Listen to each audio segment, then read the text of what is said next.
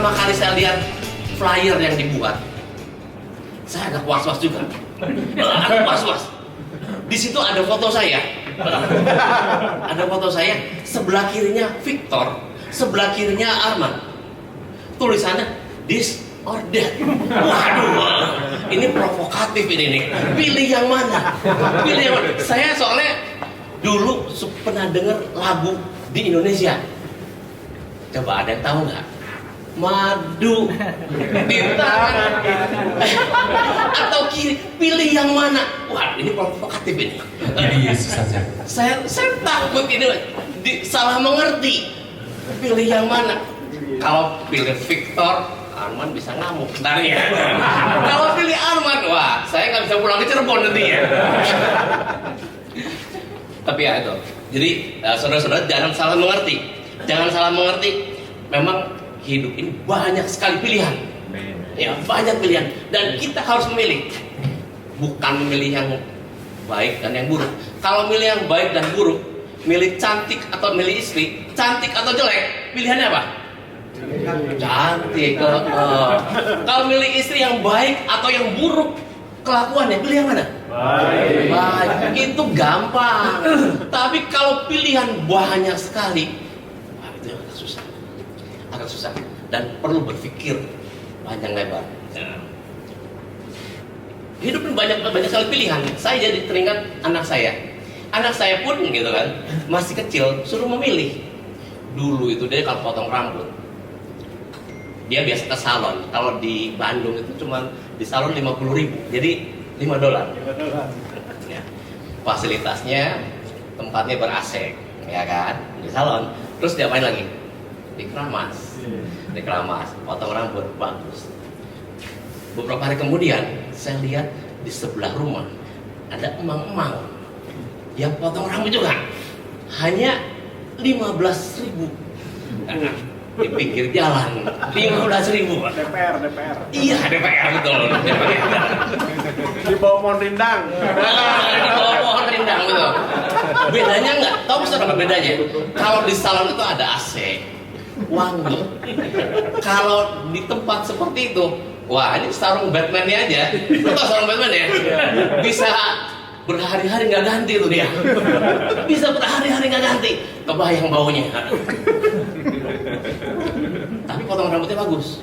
Saya bilang, Fit, namanya David, Fit, mau nggak potong rambut di situ itu? 15.000 loh. Nggak enak Fit di situ. Nggak enak. Begini Fit, saya cuma mau ngasih pilihan saja buat dia. Kamu, papi tetap kasih uang kamu 50.000. Kamu boleh pilih di mana. Kalau kamu di situ, kalau kamu di salon, uangnya buat jajannya habis, ya kan? Kalau DPR, otomatis kamu punya uang tambahannya dan dia berpikir. Ya, tapi bagaimanapun juga hidup adalah pilihan. Ya, hidup adalah pilihan. Kalau pilihannya banyak, kita harus berpikir. Nah, tapi puji Tuhan, Tuhan kita walaupun dalam kehidupan kita banyak pilihan, Dia tetap ngasih rambu-rambu buat kita. Pilihan mana yang terbaik buat kita, supaya anak-anaknya tidak terlalu bingung. Yang penting lihat firman Tuhan. Ya gitu kan. Yuk kita lihat apa yang Tuhan tunjukkan supaya kita pilih dalam menghadapi kehidupan ini. Kita baca firman Tuhannya, Matius 6 ayat yang ke berapa? Ayat yang ke berapa? 33 betul. Luar biasa. Lulus jadi pendeta. Dapat telepon. Indominya keluar Goreng. Matius 6 ayat 33. Ini ayat hafalan. Ada yang hafal kan? Yakin nih bos.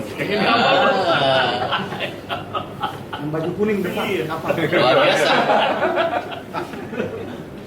Pada saat hidup kita banyak sekali pilihan, bukan cuma 2 pilihan, ada 3 atau 4, bahkan 5 pilihan. Tuhan udah ngasih petunjuk pilihan mana yang terbaik buat kita. Yuk, kita baca bareng-bareng aja ya. Matius 6 ayat 33 karena ini ayat hafalan. Sudah ada di sini. 3-2-nya nggak usah baca lagi. 3-3 aja. 1, 2, 3. Tetapi carilah dahulu kerajaan Allah dan kebenarannya, maka semuanya itu akan ditambahkan kepadamu. Ya, jadi kalau saudara lihat dari seperti ini, ada banyak pilihan. Ada kerajaan Allah, ada banyak semuanya itu. Kira-kira kita harus pilih yang mana? Kerajaan Allah. Motivasi kita, apapun yang pada saat kita harus memilih, kita harus memilih yang berdasarkan kerajaan Allah. Ya, terlebih dahulu kerajaan Allah dulu. Nah, saudara-saudara lihat ini ya.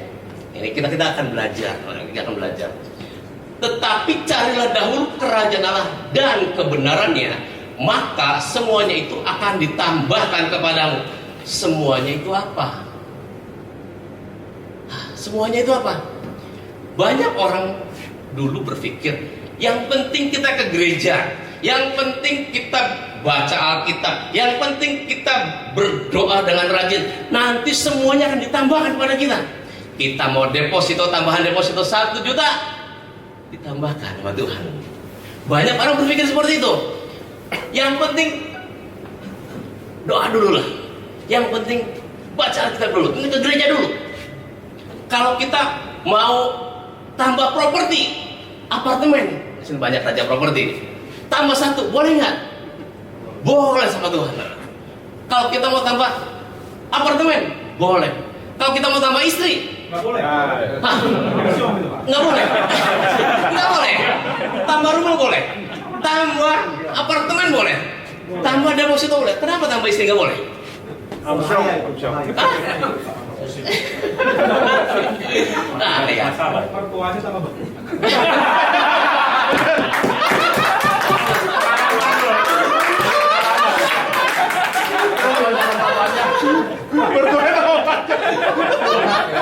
Ya, harus cukup nanti bulan depan kesaksian.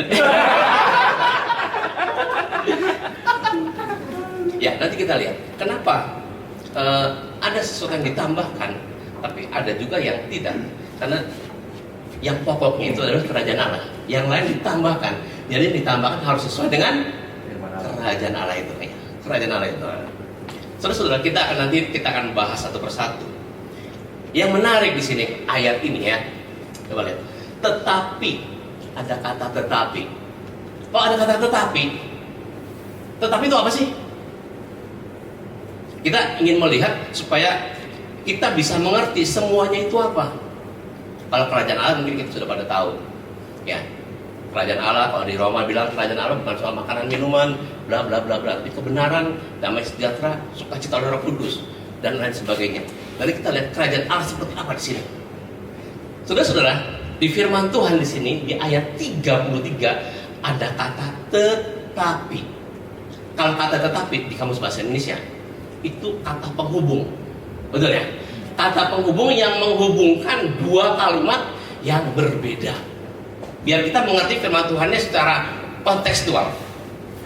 Contohnya, orang itu cantik, tapi buruk kelakuannya itu berbeda, ya begitu kan? Cantik, ada kata tetapi. Jadi kata tetapi itu tidak pernah berdiri sendiri, harus nyambung. Itu karena kata penghubung. Atau rumah itu besar, tetapi Nggak ada penghuni. nggak ada penghuni. Betul. Orang itu kaya, tetapi Miskin hatinya. pelit miskin hatinya. Bisa macam-macam. Ya. Sebelum kita menganalisa bahwa ayat ini jadi ada kata-kata sebelumnya. Apa itu sih semuanya itu? Apakah istri baru boleh atau enggak dan sebagainya. Nah, kita kan ayat 32. Sini ayat 32. Ayat 32, jadi ayat sebelumnya ya. Semua itu dicari bangsa-bangsa yang tidak mengenal Allah. Akan tetapi Bapamu di surga tahu bahwa kamu memerlukan semuanya itu.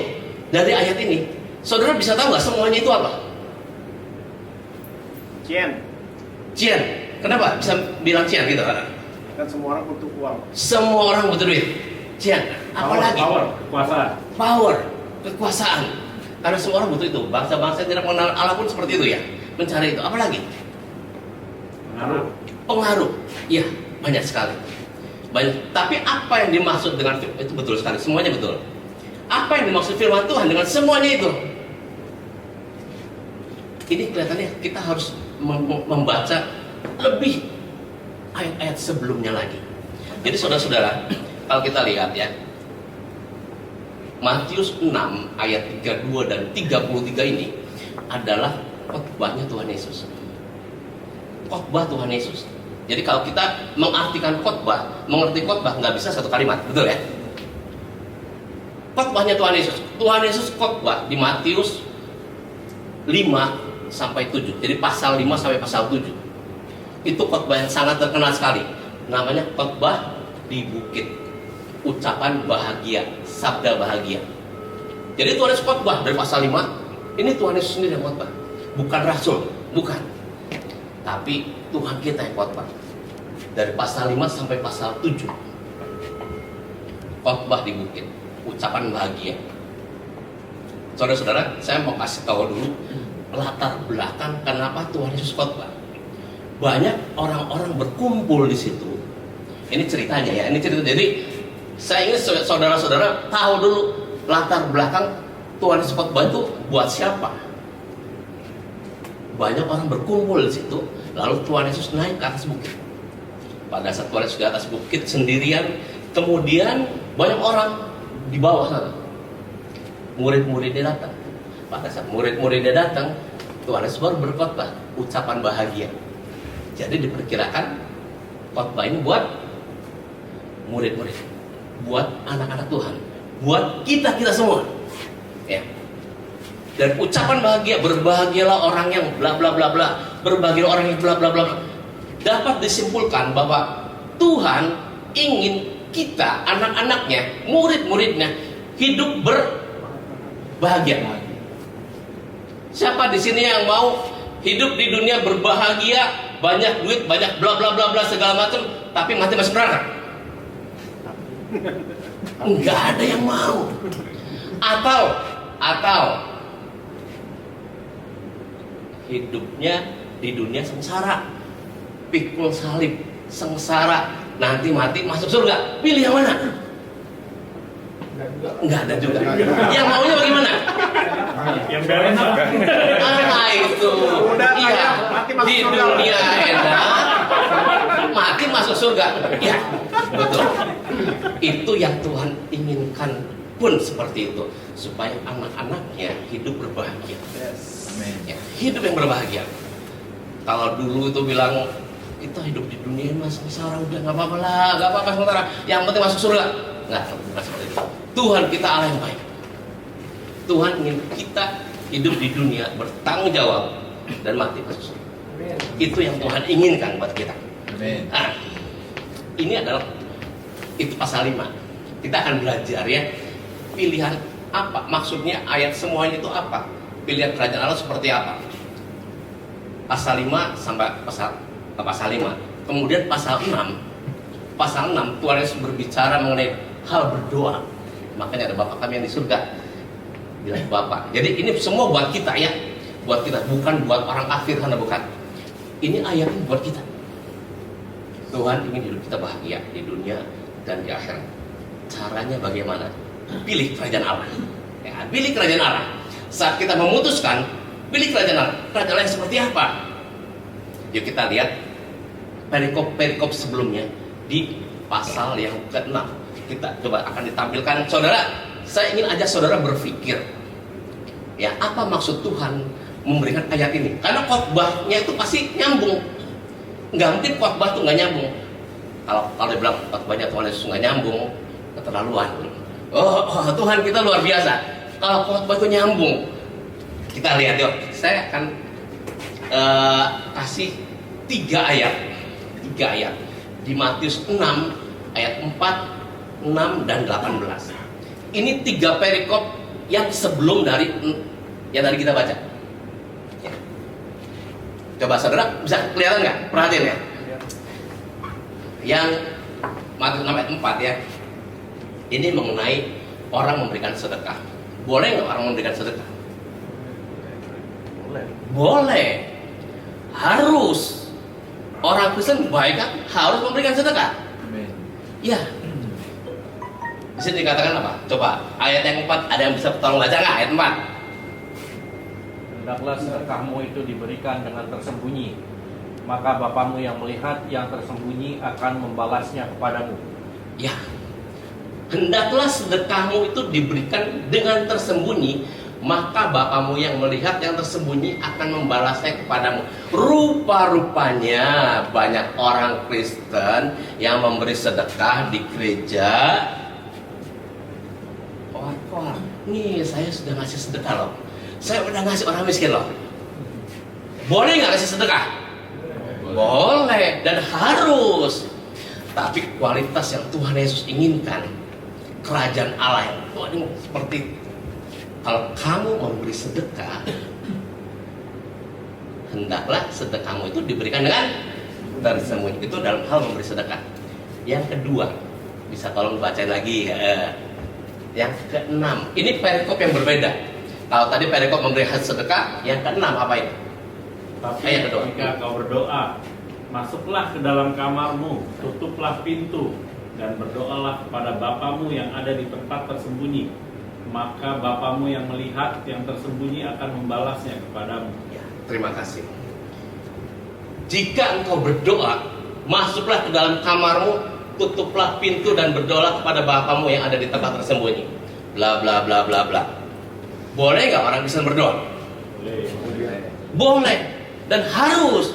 Anak Tuhan harus berdoa. Kenapa Tuhan Yesus bilang begitu? Rupa-rupanya banyak orang-orang di zaman itu kalau berdoa lebih senang berdoa di mimbar ginilah, di rumah-rumah ibadat, kalau perlu di persimpangan-persimpangan jalan, berdoa yang keras supaya apa? Lihat orang. Supaya dilihat orang. Makanya Tuhan Yesus bilang, kalau kamu berdoa, ini standarnya lebih tinggi lah. Jangan seperti itu. Masuk ke tempat tersembunyi, berdoa. Itu dalam hal berdoa. Ini kita akan mencari kerajaan Allah dulu ya. Ini kerajaan Allah seperti apa ini? Kalau kerajaan Allah banyak. Kalau saudara yang tadi saya bilang di Paulus katakan kerajaan Allah bukan soal makanan minuman, ya mengenai kebenaran, damai sejahtera, sukacita Roh Kudus. Tuhan Yesus pun menjelaskan kerajaan Allah seperti biji sesawi, menjelaskan kerajaan Allah seperti ragi. Tapi kita nggak ngebahas itu. Ini kita ngebahas kerajaan Allah yang seperti ini, gitu loh. Yang ketiga, nanti saudara lihat persamaannya apa dari 3 ayat ini. Dari hal memberi sedekah, hal berdoa, dan yang ketiga ayat 18. Bisa saya minta tolong salah seorang baca ayat 18. Ya. Supaya jangan dilihat oleh orang bahwa engkau sedang berpuasa, melainkan hanya oleh Bapamu yang ada di tempat tersembunyi. Maka Bapamu yang melihat yang tersembunyi akan membalasnya kepadamu. Ya, ini pun mengenai puasa. Boleh atau tidak orang Kristen berpuasa? Boleh. Boleh. Yang nggak boleh apa? Puasanya banyak orang berpuasa, aduh lemes lagi, nggak mau kerja. Sorry, saya lagi puasa, nggak mau kerja, maunya tiduran terus.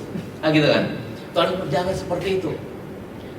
Ayo, saudara lihat dari ketiga ayat mengenai sedekah, mengenai doa, dan mengenai puasa, apa persamaannya ini? Tersembunyi. Apalagi? Coba yang lebih komplit. Ada kata di situ yang paling sama. Maka Bapamu yang melihat yang tersembunyi akan membalasnya kepadamu. Ya, maka Bapamu yang melihat yang tersembunyi akan membalasnya kepadamu.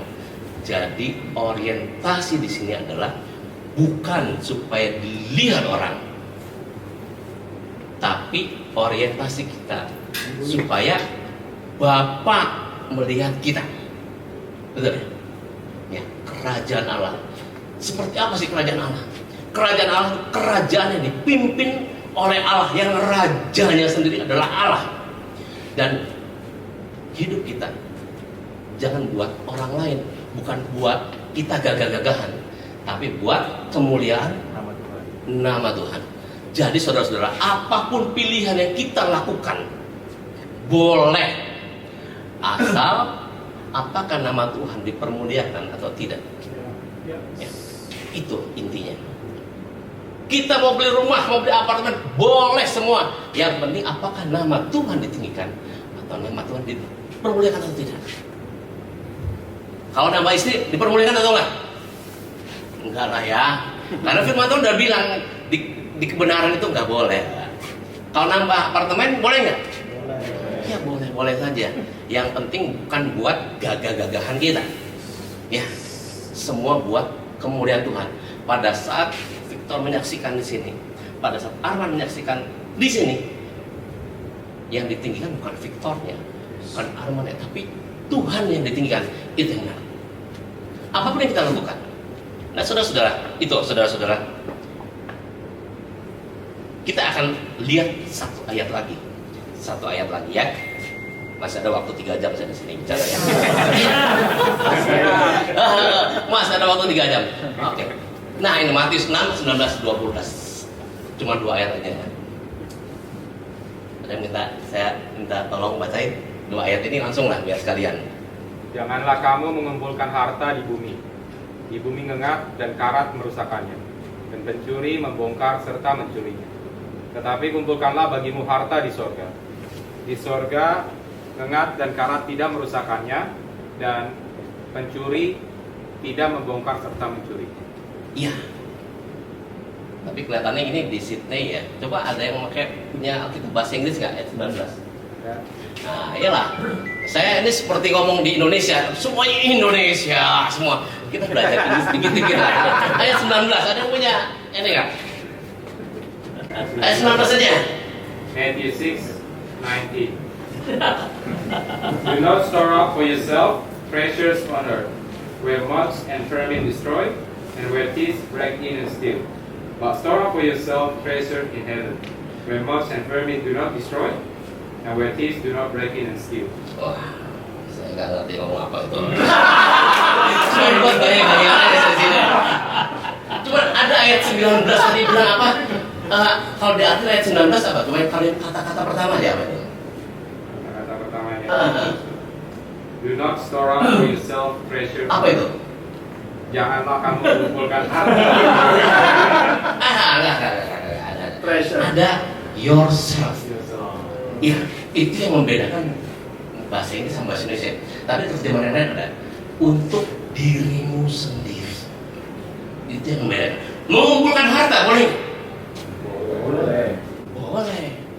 Tapi yang tidak diperbolehkan itu mengumpulkan harta untuk dirimu sendiri. Bagi-bagi deh. Setidak-tidaknya menjadi saluran berkat. Amin. Ya, menjadi saluran berkat. Kalau saudara banyak duit sekarang, firman Tuhan katakan bukan buat diri kita sendiri. Ya, bukan buat diri kita. Kita mesti memikirkan kekekalan. Berkat dibagikan, tapi harus bertanggung jawab. Lihat saudara-saudara, saya jadi teringat tentang laut mati. Siapa yang pernah ke Israel sana? Iya, laut mati. Kenapa disebut laut mati? Nggak tahu, saya cuma dalam mimpi misalnya. Laut mati, tidak ada kehidupan di sana. Maksudnya tidak ada kehidupan karena kadar garamnya terlalu tinggi, maka tidak ada namanya ikan-ikan yang hidup di situ.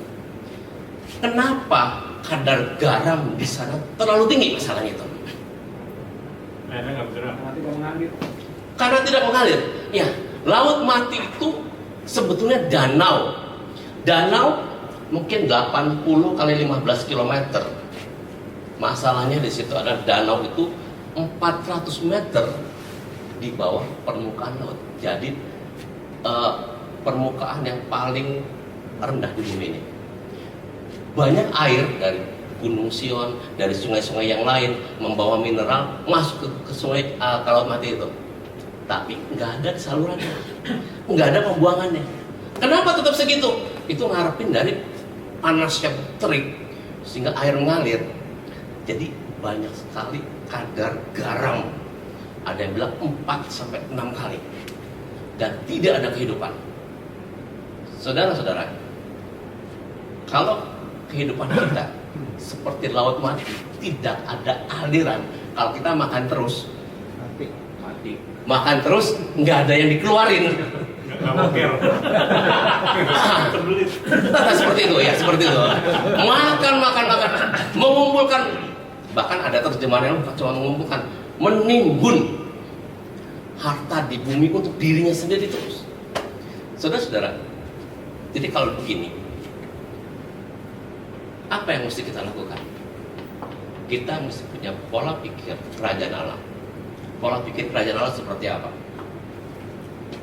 Yaitu, apapun yang kita lakukan, apapun yang kita kerjakan, bukan untuk supaya kita hebat, bukan, tapi untuk supaya nama Tuhan dipermuliakan. Itu kerajaan Allah.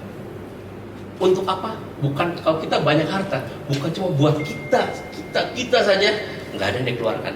Kita menjadi saluran berkat buat orang-orang di sekitar kita.